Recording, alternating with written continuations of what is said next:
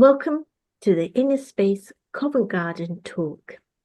Today, our talk is fascinating because it's one that I've thought about many, many times. How to live life without carrying emotional baggage. We're living in times where people are more and more using the word trauma to their life experience. And part of that, not all of it, definitely, but part of it is because we carry the emotional baggage. And so I've had to ask myself, am I walking around being weighed down by my emotional baggage? It's heavy. It leaves us feeling heavy. It doesn't make our hearts light. It keeps dragging it, to keep dragging it along to all the places life wants to take me. Gosh, it slows me down and it restricts my freedom and joy. So, if you've ever experienced any of that, even by 1%, why not unload what no longer serves you? Step into emotional freedom and become more emotionally available. In short, learn to live life by packing right, packing light, so that we're able to enjoy life's journey. So we've asked our speakers tonight to share their insights in how to stop carrying emotional baggage and live a baggage-free life. Our speakers are Barbara and Garfield King, a husband-wife team with an extensive broadcasting experience in the Caribbean. Barbara is a transitions coach, an end-of-life doula, a consultant in strategic planning, and more. Garfield is a transformative coach, a trainer in public speaking and presentation skills, and more. I mean, really, when I read the bio, it was very, very enlightening. So you've got two really experienced speakers that when you hear their insights, they'll get you thinking. At the end of the talk, either Barbara or Garfield are going to do a short meditation. And then following that, they will take your questions. So please do put your questions in the question and answer link or put it in the chat and I'll take those questions and put them to our speakers tonight. Barbara, Garfield, over to you. Thank you. Thank you for the invitation, Artie. Great to be here again. Thank you very much, Artie. I appreciate it. Well, what we're going to have here is really a conversation. We are sharing from our own experiences accumulated over more than 60 years, 70 for one of us. And where we are at right now. We don't claim to be experts or therapists or anything like that. We're just sharing our experiences as human beings moving through this world. So I thought we could start off by clarifying what emotional baggage is to us when we're talking about emotional baggage. Generally speaking, emotional baggage is considered to be that accumulation of unresolved burdens, emotional burdens, experiences that may have come to us through various kinds of trauma. Those are intense experiences that leave a mark on us. General negative experiences, memories, misunderstandings, all of these things that we hold on to. And then these things influence how we perceive the world, how we perceive relationships and situations. And we behave in ways that are reactions to what we're holding our minds about these things that have happened to us. So we carry this baggage, this accumulation of hurt into new relationships, into social situations, and even into the workplace. We took them along with us. And in the process of going through life with these things, when the experience happens and as we continue to carry them, we develop ways of responding to the world. You might see it represented as guilt. We carry lots of guilt, mistrust. We mistrust people and are very suspicious of people's behaviors and motivations. Or maybe we avoid talking about emotions or our past. Or we may react with intensity about a situation which others don't find such a big deal. You know, people say, you're overreacting. Or we're hyper vigilant, and the responses tend to be rigid. They're things we do all the time, so they're automatic, and very often, as I said, they're disproportionate to the situation. So carrying the baggage is an additional weight that we carry, which slow us down, as Artie said. And our growth, our development, our progress is hampered by the fact that we're carrying this stuff with us all the time. Garfield, is anything you want to add to that? Yeah, I think that one of the things that always comes to mind is very simply that we talk about being light and not carrying baggage. But the reality is, baggage is not a bad thing in itself. And it's really a case of what we choose to take with us. For example, if we were going on a journey of some sort, would we decide, oh, just to walk without two arms swinging? Probably not. We would carry some baggage, but it would be baggage that is useful along the way, which we'll talk about in a minute. But I think that for me personally, one of the things that I've found is that not only are some of these emotional anchors weighing me down, but there are very small things. They start off so small. And I think that many times we use, as children even, we use defensive mechanisms to protect ourselves because we need to. But we do it almost instinctively. And as time goes on, we keep using these tactics. And then we find, well, we have to use another tactic because something else comes. But we don't actually get rid of the one that we started with. So we end up with two, maybe three, or maybe four bits of stuff that we carry around and we continue to carry. So these things start off very useful, very helpful, but then we outgrow them. So I think that that's what I wanted to add there, Barbara, is this whole thing of thinking that baggage is inherently bad. Not really. It's what are we carrying? How can it serve us? And what can we let go of? But the baggage itself is not a bad thing. Yeah. I can agree with you on that. I was thinking about my own baggage, and I recognize that I have baggage from infancy, from primary school, adolescence, even adult life. And with each bit of baggage, I saw that at some point, the way I dealt with it was useful. It might have been a way of protecting myself from being hurt again, because all the baggage has some aspect of hurt. Also loss. I noticed there were many things that were really stingers for me because there was a loss associated, and the loss in one instance might be my mother leaving home to go abroad.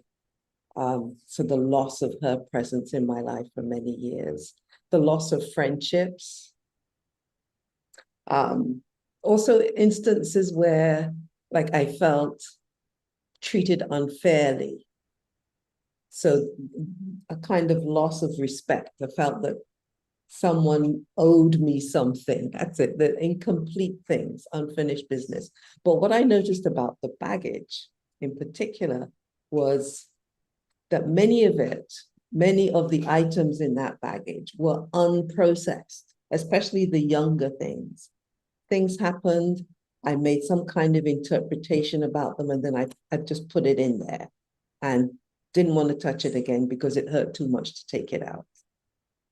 But in the years of adulthood, as I have moved through life, I've been through things that have taught me that I have to unpack. I have to look at some of the things that I'm carrying.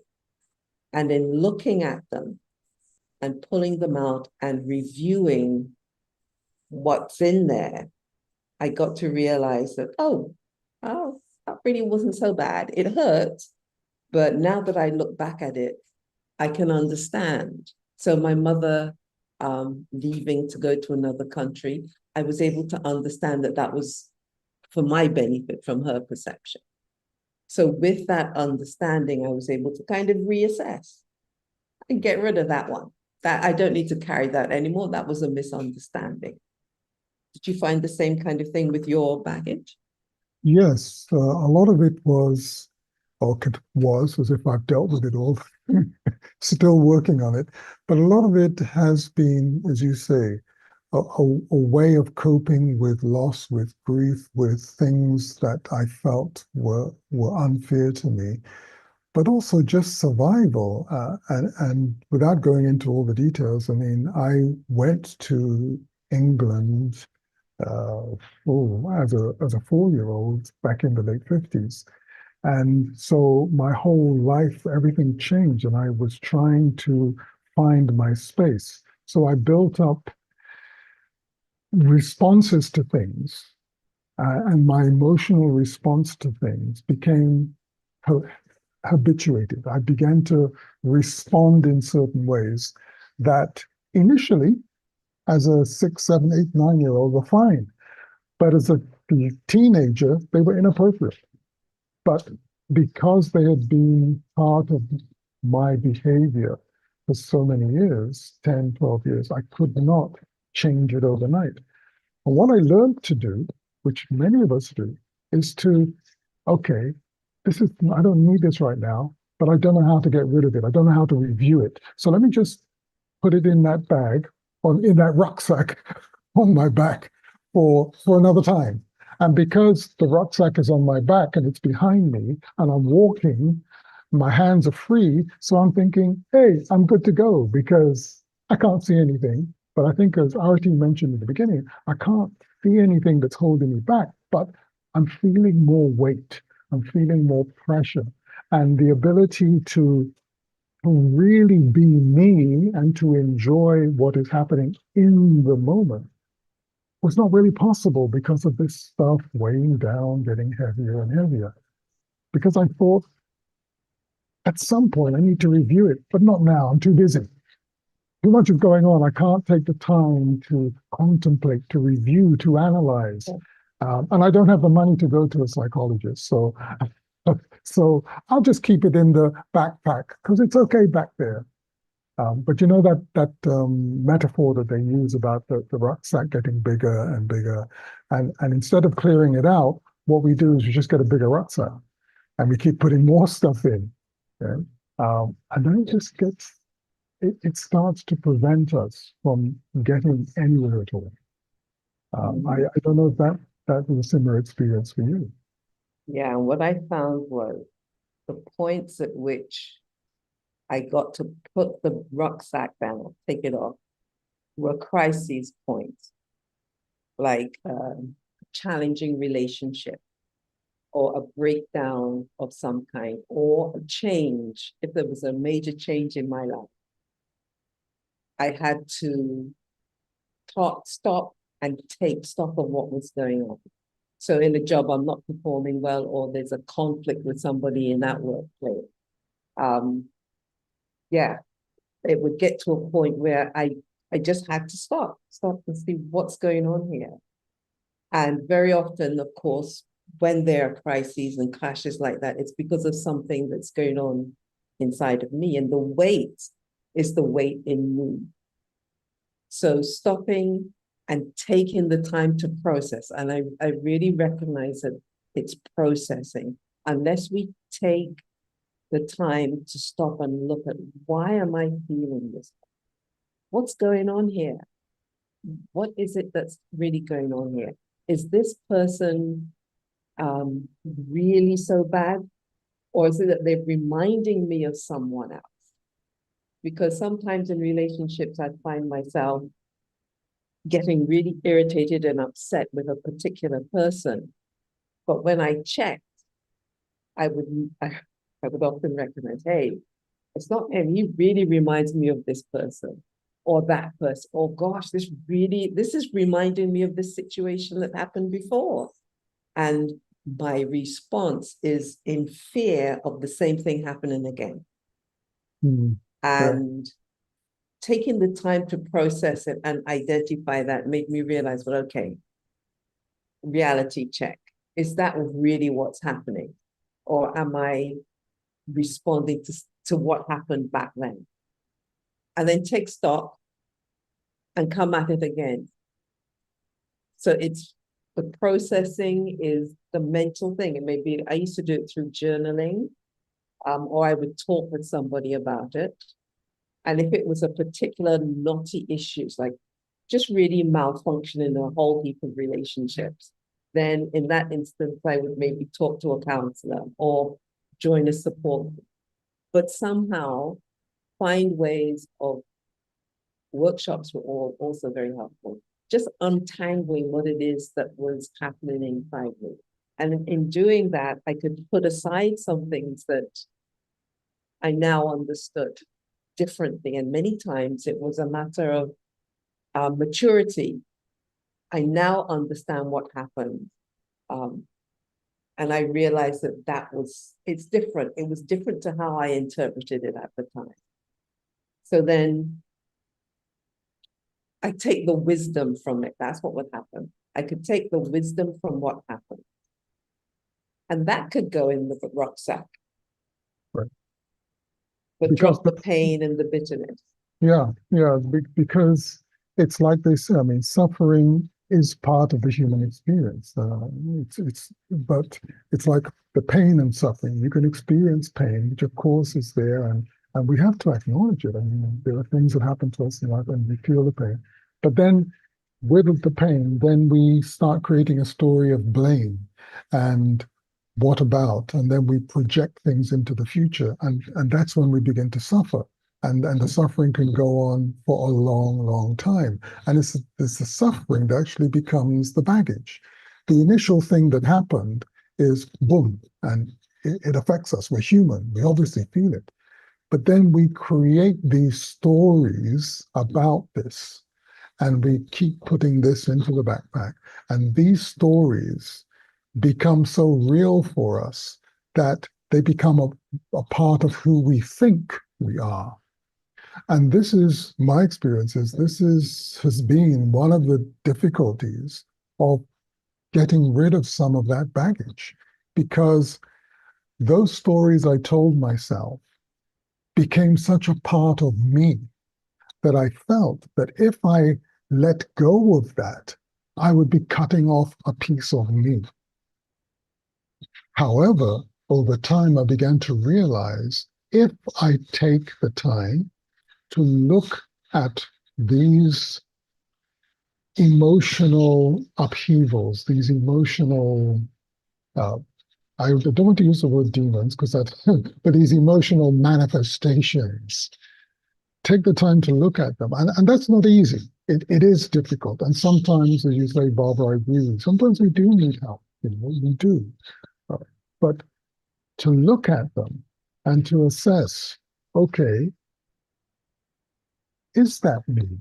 Is that true about me now? It may have been when I was a teenager or in my early 20s, but is it true of me now, 50 years later? Mm-hmm. And if it is, and if I can use it to enjoy life and experience the joy of living, fine. But if it is something that is holding me back, I should leave it behind. Recognizing that it is no longer useful because it's really not me any longer. Because the me who existed at the age of 20 is not the me who exists now, or even when I was 30 or 40. And I think for me, that was one of the light bulbs, if you like, an LED light bulb, of course, that went off, which was, wait a minute, that was a good emotional response. That emotional baggage was good and helpful for that version of me. But the version of me who became a broadcaster and who became a parent and who became a husband and all, it's not necessarily useful anymore. So, and I think that for me was a big thing. But the challenge is to be able to face it, to open the backpack and sort through it periodically. Yeah. So what I'm hearing is that it's like we come into the world on a journey. This life is a journey. And it comes with a backpack. We have a backpack, it's there. And so we go through life and we go through these experiences. Some just slide off of us, others leave an impact. And we have a choice to either take the time to look at what's happened, the thing that impacted us, look at it, process it, understand it, learn from it, and move on. Or we get hit with it, the impact is there, and we think, oh, this is too painful, put it in the back and move on. And then as we keep going through life, there's more and more stuff that goes in. And there needs to be times, and as you were speaking, I was realizing that some of those crucial times were like going to college, getting married, having children, getting into a particular spot in my career. And the changing identities. When my identity needed to change, I needed to look into that rucksack to see, well, who am I? Who have I been? And who am I choosing to be next? So it's actually a good thing. The rucksack then is the accumulation of experiences, some negative, some great.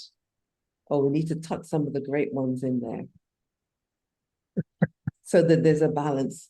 Because I think the great experiences and the great memories are the things that we can look at and be inspired by and lifted by. Because we haven't only had bad experiences, we've had experiences that have pushed us forward. So this whole journey of life then is about walking through the world with this rucksack and deciding whether it's going to be heavy or light. Yeah. And I think it's great you mentioned the thing about the choice of choosing who you want to be at this stage of your life. And it's a choice that we all make consciously or unconsciously, or sometimes subconsciously. Throughout our lives, we're always making choices about, okay, I'm going to do this. And then we just think, okay, well, I've made the choice to do that. But when you make a choice and you change a path, you're actually changing a part of who you are, because how you have to respond now in that situation you have chosen is likely to be different to what you were doing before.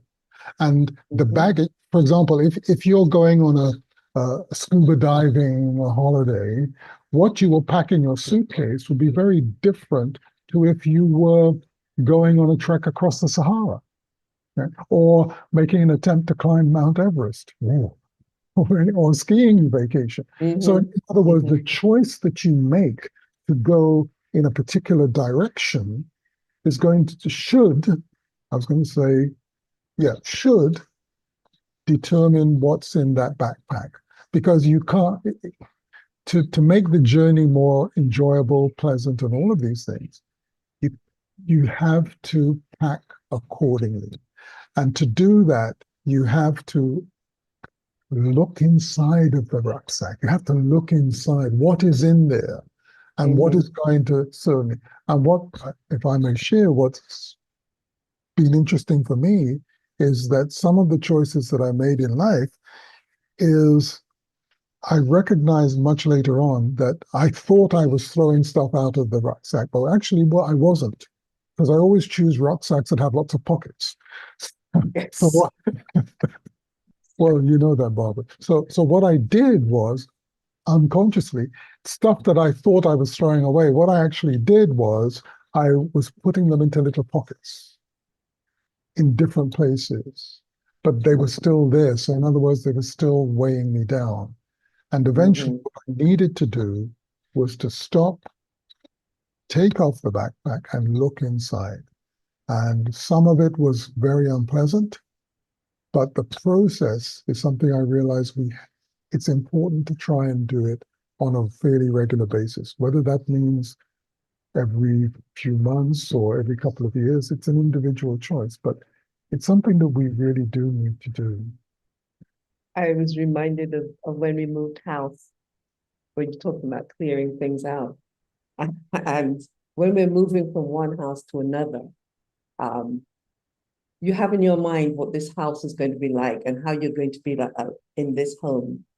And you sort out, you're supposed to sort out what are the things you want to take into the new home and what are the things that you want to dispose of or give away and not take. And we thought we'd done that. And as we moved from one house to the other with like 50, more than 50 boxes of stuff. We arrived in the new home, and yes, there were things that we unpacked and we were able to use immediately, but there were actually quite a few boxes that were stocked away in a corner that we just didn't unpack for a long time because we really didn't need to bring that stuff with us. And so I think life is like that. We come to points, we want to be a new person, yes, discard stuff. And then there's nothing bad in moving with it and then realizing I don't need this after all, because that in itself is proof of your growth. Yeah. And the need or less need for certain kinds of things. And the thing about that example that you use, I think is really important because in the case that you mentioned, we ended up with 30 odd boxes in a room because we said, oh, we'll get to that eventually. And of course, time went on and we never did until it came to the point when we needed the space in that room. And so because something had changed in our life, then we made the effort to look in the boxes and get rid of them. And that brings us back to the whole point of recognizing what is happening in your life. What is it you need to take you to the next step? Because there is no magic pill to say, okay, take this, and then all of your emotional baggage will. It really doesn't work like that because a significant, as we said earlier, a significant part of emotional baggage, as it's called, is part of you, is part of your mechanism of coping. But as you get older and you have other experience, you look at it and say, okay, well, oh, I don't really need that anymore because what I've experienced since then has been far greater. And here's the thing, I survived. And you realize, well, wait a minute, I was carrying this thing as a protective mechanism as a response to that thing that happened 20 years ago. But since then, much more heavy stuff has happened. And I'm still here. So I don't need that anymore. Now, this contemplative process is something that most of us, I know I still do, find it hard to do. But there are a lot of things that are hard to do. But if we just start with something small, so if we start with situations that are not crucial, we start with situations that are that if we mess up, it's not going to be a big deal.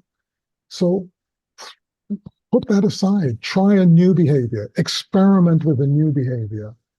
How is that working for me without using that crutch that I've been using for the last decade or more? I know you have this thing, Barbara, about gamification of turning, um, because of your years as a teacher, turning things into play, turning things into having Yeah. fun. Yeah. So how would you describe that? Well, I think a point that came up from what you just said is that when it's time to grow, life pushes us to declutter. And decluttering is in the zeitgeist right now because it's recognized that we have a lot of stuff that we don't need. We really don't need. So, in the process of clearing out stuff and making space, there is then room to grow. So, in the sorting, we can get so heavy with ourselves. Emotional baggage has a weight, pun intended, that can confuse us. And it does feel heavy, it does feel confusing, it can be numbing, can cause depression and all sorts of things. But if we can change our perspective, change our view of this thing, we are going through life. The purpose of going through life is to experience different things. That's why we're here, to experience different things. And with some experiences, there are hurts. With others, there are joys that come from them. So accepting that we're going through life, we will make mistakes, and it's okay to make mistakes. So just as like when we were in school, math will come to mind for me because that was always my hardest challenge. So can't get this multiplication thing right, but I get some help and it is explained and I get to a point of understanding it. I don't need to beat myself up about the fact that I got it wrong. So what we do is we learn from the things that happen in our lives. So if we can move forward with that, a lighter approach to our mistakes and the things that happen to us, then dealing with unpacking the bag and the baggage can be a lighter process if we can laugh at some of the things that happen, if we can be gentle on ourselves and say, oh, man, that was stupid. But I learned a lot from that. I ain't doing that again. Having that kind of attitude that there is nothing, most of us, I'm sure there's nobody on the call right here who is an evil person. We all make mistakes, and none of us go into things with the intention of hurting people or being hurt. In fact, most of the times that I recognize where I have done what I consider to be wrong, it's because I was either misinformed or uninformed. I just didn't understand the situation. And I think that applies to most of us. We make mistakes because we don't really understand what is happening, or we don't have the tools at the time. So be really compassionate with ourselves as we review the experiences. Recognizing that, yes, there are things that happen to us that everything we contributed to, but our contribution was less or more. And being very real, but very kind to ourselves. Mm. Appreciating that, yes, our purpose in being here is to make mistakes and grow from them, to go on the path that we think seems nice now, but later down the path we find, oh, that was painful. But at the end of the pain, there are things that we learned. There may be people that we got to know. There may be information that we got. There may be skills that we've acquired. So there is no wrong path. If we have the attitude that everything is for us to learn from and grow from, then we can take the bitter with the sweet and be kind. Yeah, kind to yourself, especially. As you were talking, it reminded me of I have been involved in media for 45 years now. And people say, oh, well, you must be a very outgoing person and all of this sort of stuff. The truth is, not really. I'm actually quite shy, quiet, reserved individual. But here's the thing. Early in my upbringing, as I mentioned, coming from the Caribbean, being in England for 25 odd years and stuff growing up, there was a period in the very, very early 60s of recognizing that speaking up didn't serve me. It was better to just be quiet and put my head down and do what I had to do. And so there was a lot of energy used in responding to things emotionally in trying to shut down. And somebody, I think it was a teacher, yeah, in secondary school, made the point that, well, Garfield, if you have something to say, it means something has come to you. And if you don't share it, you're being irresponsible. So I thought, okay. And so little by little, I began to speak up a little bit. And initially, I got a lot of resistance.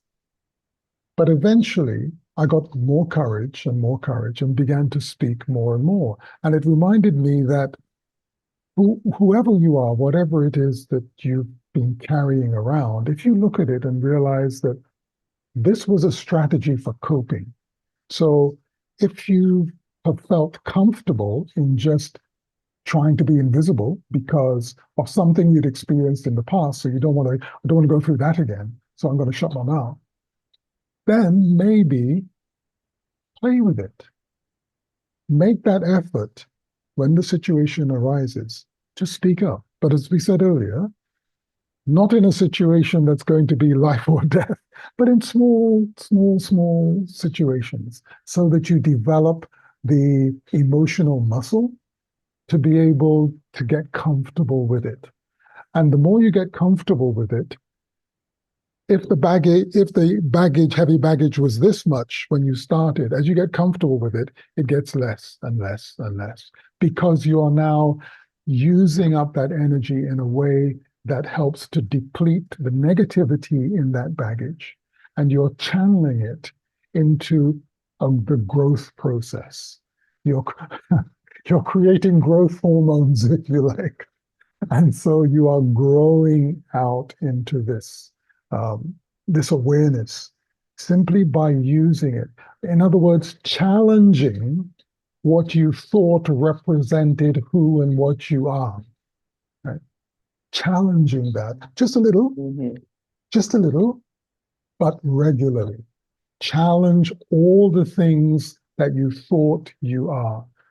Ask yourself, that's the story I've been telling about myself, that I'm this and I'm that, and I did this and I did that, and oh my goodness. But ask yourself, is that story real? Is that the truth? And is it the truth now? It might have been the truth at some point, but is it Well, now? yeah, it would have no doubt been the truth when it emerged and you decided to put it in the rucksack. It was probably the truth then, but is it still the truth? Chances are, mm, may not be. Mhm. Yeah. Okay, so let's try and pull some of these things together, the ideas. So how to stop carrying the emotional baggage. First step, spot it, recognize it, call it out in yourself. Call Yeah, it out. identify. Call it out. Yeah, call it out. Hey, yeah. Notice your patterns, your patterns of behavior. Do you overreact? And listen to other people, They say you're getting too upset about that. Just check. Be able to identify, where do you get stuck? Where do you shut down? Where do you get confused? These can be flags that tell us, oh, there's some stuff there.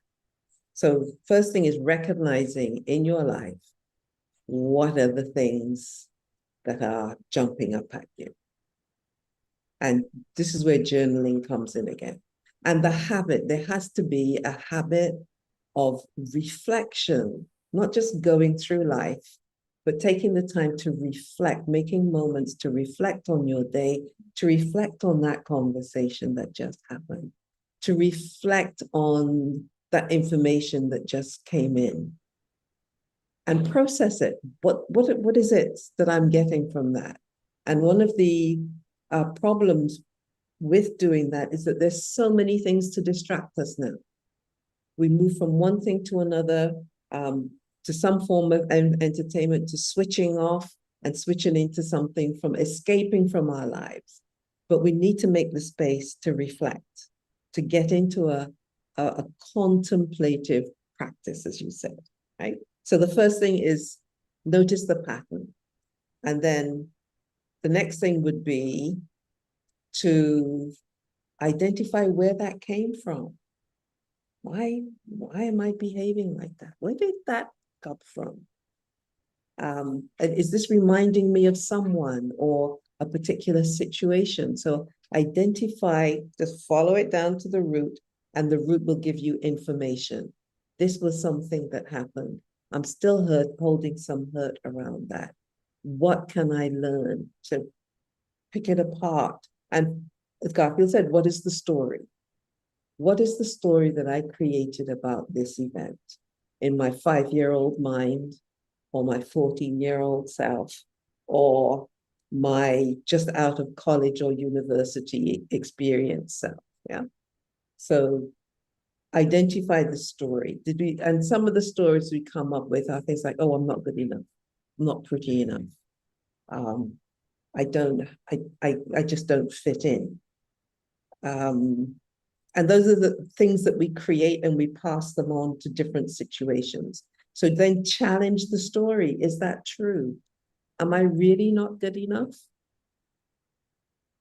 Am I really not good enough? Do I really not fit in? Do I really not belong?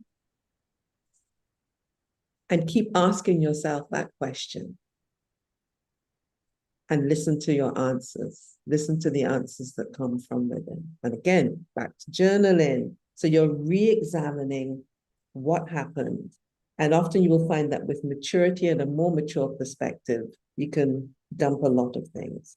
And then also looking at the story from a different perspective. As I shared the one with my mother, she left, I felt abandoned, come back to it a few years later. As a parent now, I get it. I get it.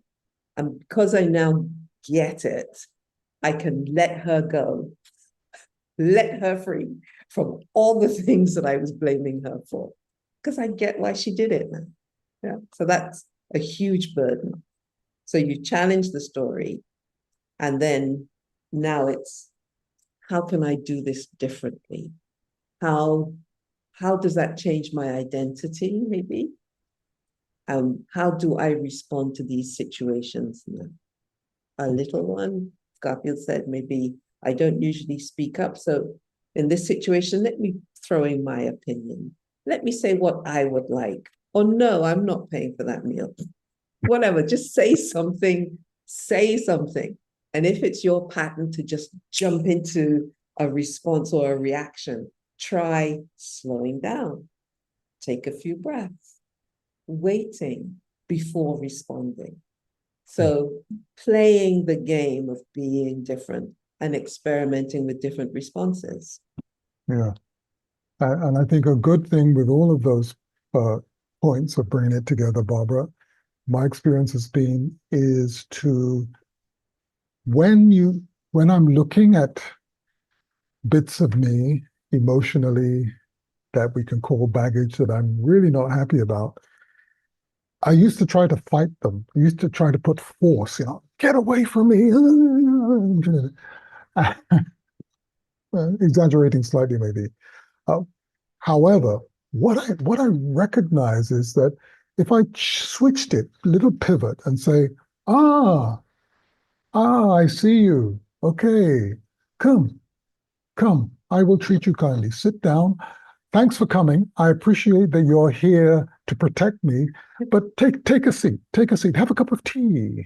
I don't really need you now, but I'm glad that you came to protect me. I understand why you came. So, in other words, what that does, I mean, it sounds kind of cheesy, but think about it. The more you fight with these things, the more you're giving them energy. But if you accept and acknowledge that they have been a part of you, and more importantly, at some point in your life, these things actually helped. These things at some point were helpers. So giving them credit where credit is due, but acknowledging to them, if you want to personify them, let us say, that thanks a lot. It's been a great ride. It's been good. We've had a good partnership, but you know what? All partnerships come to an end. So thank you very much. Take a seat. I'm busy doing this. And by doing that on a regular basis, again, as cheesy as it may sound, I would like to suggest, if I may be so bold, give it a try. See what happens. By treating these things differently, instead of trying to battle with them, try to treat them with compassion, because that is part of treating yourself with kindness and compassion. And sometimes you say goodbye to them and they pop up again. They will come up again a few years later, and then you say, "Oh, you're back. What's going on here?" Yeah. And listen to what they have to say. Again, being compassionate with yourself. And the last thing is a reminder to you not do this alone. Yes, you could do some of it through your journaling and reflections, but friends, ask, let others hear your concerns. People you can trust, safe people, a friend who will listen and share, a friend who will support you as you try to be different, someone who will hear your pain and reassure you. It's not that they have to say, you're right, you're right. You just want somebody who will listen and acknowledge that you have the right to feel that way, that your pain is valid, that your anger is valid, but you don't have to walk through the world with it all the time.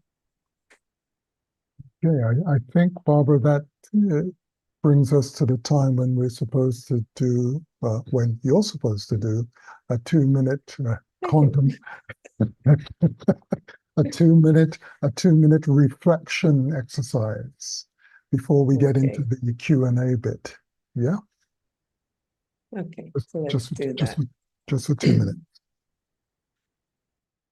Great. So wherever you are, if you can make yourself comfortable, and I'm hoping nobody's driving, put your feet on the ground if you can. If not, just rest comfortably. Set your body in a position that it won't distract you because you'll be comfortable. And you can either close your eyes. If you would prefer, you can just gaze downward or switch them into that mode that's a bit like when you're daydreaming. And just take a few nice slow breaths at your own pace. Inhaling, filling the lungs, and letting it out slowly.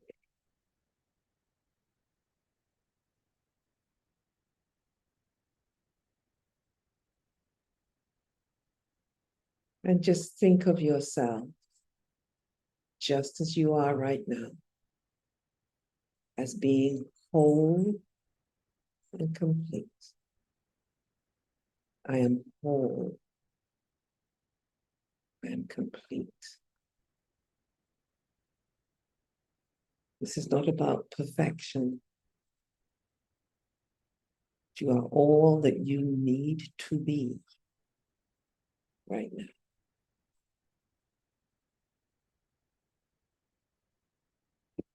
Everything that has happened to you along the way in life,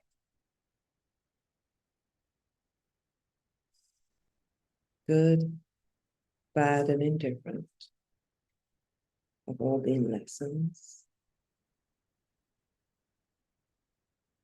growth experiences, growth opportunities.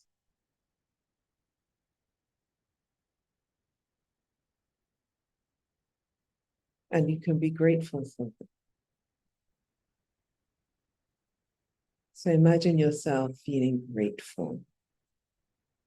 Grateful for all the people that came into your life.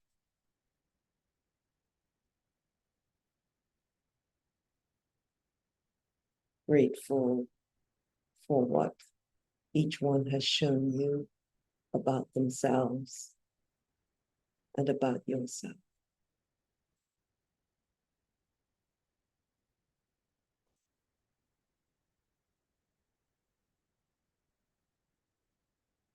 I can be grateful for every experience.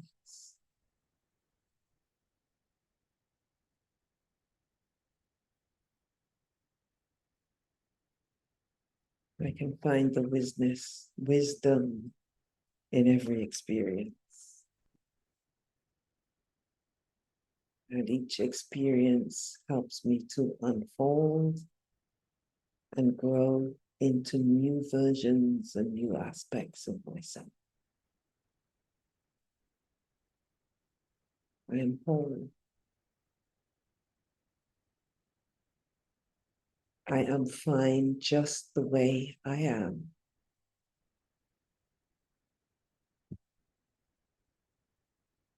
Yes, there are tools to learn, there's information, there's experience to gain. But the lack of those things does not make me inadequate. It makes me available for learning. It makes me available for the growth opportunity. I am enough. And even consider, just as I am, whatever I am completely lovable. I am completely fine and delightful in the eyes of the divine. I am understood and I am supported and will always be supported.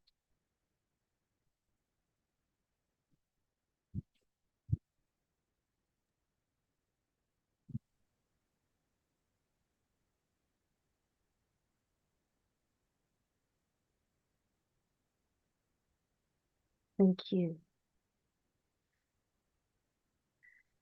Thank you for taking us through that journey, Barbara. It kind of really showed us how just communicating internally with our own heart, our own mind, our own narrative can uplift us.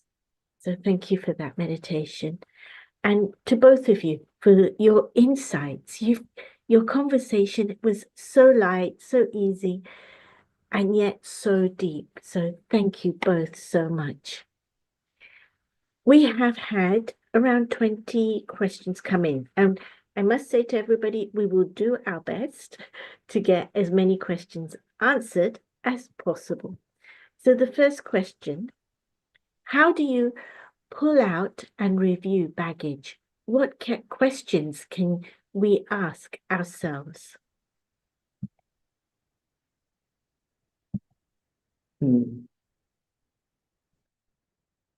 Just look at the things that are happening right now. We don't have to go digging too deeply. Just looking at what is happening in my life today, in this space and time, what's troubling me, those kinds of questions,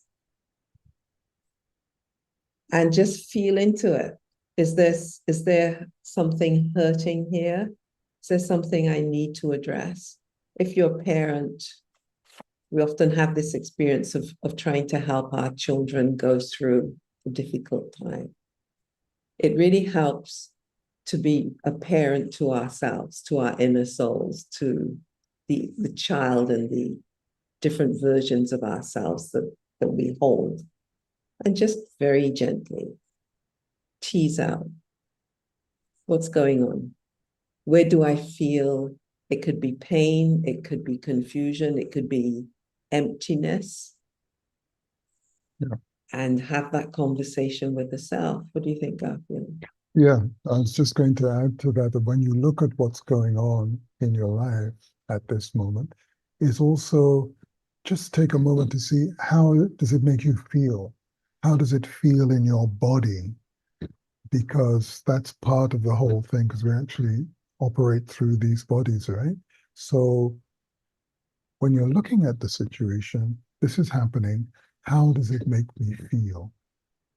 What is my need in this situation? And keep going layer by layer. And yeah, the key is to be gentle with yourself and realize that it's taken many years. So there's no fast solution. It's just a process of asking yourself what is going on, how does it make you feel, and trying to identify the need that you have in that situation. Mhm. And then following up with doing what you can to fulfill the need and understand it. Yeah. You. Somebody is asking, they're wondering how can we drop baggage? They are easily triggered or automatically triggered. When I was younger, my mother would blame me for everything, even if it wasn't my fault. As she's passed away, when I was a child, I was unable to speak to her about this. I now automatically think that people are blaming me and I automatically go inwards. The same for my other parents, who would give me the silent treatment. If somebody doesn't speak, this also triggers me. Could you share some insights? Good. Want to start with that one? We spoke a little bit about that while we were discussing earlier, but absolutely, that brings us to the same question that, or the same area that what we created to protect ourselves did work as a child. So we shut down in order to not receive the negativity. But instead of developing as we grew older, we continue to shut down when we're faced with a similar situation. And I think Barbara had mentioned it towards the end of the discussion, is to try to understand what was the reason for the shutting down, to understand that process.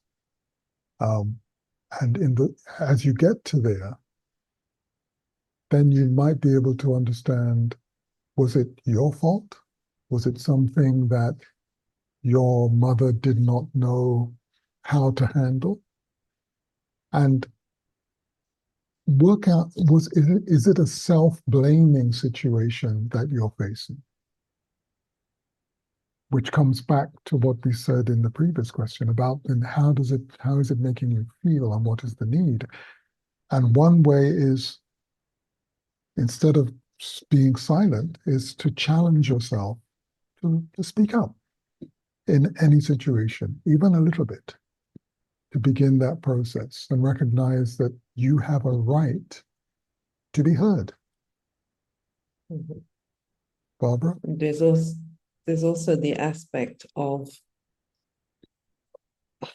a part of you being held in place by the people around you. So you've experienced a trauma or some kind of hurt or some painful experiences, but you still exist in the space of the people or of people who keep this thing going and are not helpful. It is okay to give yourself permission to step away from those people until you can begin to recreate your concept of yourself as a person with strength, with value, who can stand up and speak for yourself. This doesn't necessarily mean completely abandoning people, but sometimes it does. But protect yourself from those who would hurt you emotionally.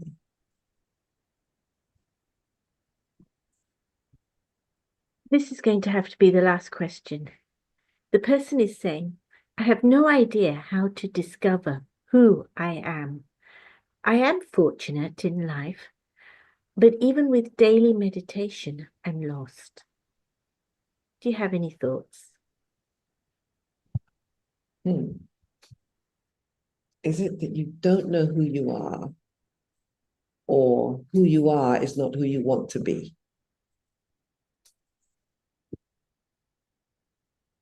Reflect on your life experiences. The journey to the present time, your history will give you a sense of who you have become, who you were on this journey to where you are now. Yeah, and then for me, it's sorting like what's wrong with who I am? What's wrong with the version that I'm seeing? Am I trying to be something other than who I am, which isn't necessarily a wrong thing? But in order to get to who I want to be, I need to understand what it is that I'm dealing with, so I know how to get from here to the next space. Does that make sense? Yeah, well, I think so. But then I have a vested interest. But I think that if I can just add to that is, I don't know, with all due respect to the person who asked the question, do we ever get to really know who we are in totality? I'm not sure we ever do, because who I am today, as we said earlier, is not who I was 5 years ago, who I will be 5 years from now. But certainly, a lot of it amounts to giving yourself the time and the space, should I say, the inner space, literally to be able to think about what it is you feel about any set of circumstances. Because by getting in touch with how you feel about certain things, uh, about certain events, about certain relationships, helps you to create a sense of the kind of person you are. But I think to be too overly focused on, well, who am I really? Do we ever fully get to that point of total self-realization? Some people do, of course, but I think more importantly is in the present moment to understand, how do I feel about this? How am I responding to this? What are my needs in this situation? And am I able to listen to myself and look at myself with sufficient detachment to say, okay, this is how I am in this situation, and this is how I am in this situation. And then create um, an image, if you like, or a mosaic, Collage. collage, that's the word, That works. a collage of me at this time, and then work from there. But it's always about work. And I think that most of us, because it's work, we start the process, but we give up because we realize that there's work involved. I think that what gets us through it is to recognize that the work that we put in is, the reward is millionfold. It just comes back millionfold. So it's really worth putting in the effort that's required. Mhm. And I would just add that as you were talking, identities, we are many things, we're no one thing. So if you could like draw some boxes, and in each box put who you are. I am a male, I'm 55-year-old male. I am a father. I am a supporter of Chelsea, dare I say it. All the identities, who are all these things that you are? And just look at that collage of who you are. We are many, many things, no one thing. And I don't think we're supposed to be one thing. Beautiful. I am walking away with a collage. I love this, and that it is a continuous growing piece of beautiful art. It's not, and self-discovery leads to that. So that's really lovely. And I love the idea of a backpack with many pockets, and to make sure that you don't empty one pocket to add to another and give yourself that chance. but also I know as you were sharing this story, I know that I also was wondering, but what if you think you've dealt with something and then you come back and you discover actually there's another layer of it that needs to be dealt with. And then Barbara spoke about it. So I'm very grateful. I think it's been a fantastic talk. And there are so many people saying thank you. That's just been scrolling along. So I will just say thank you on behalf of everybody.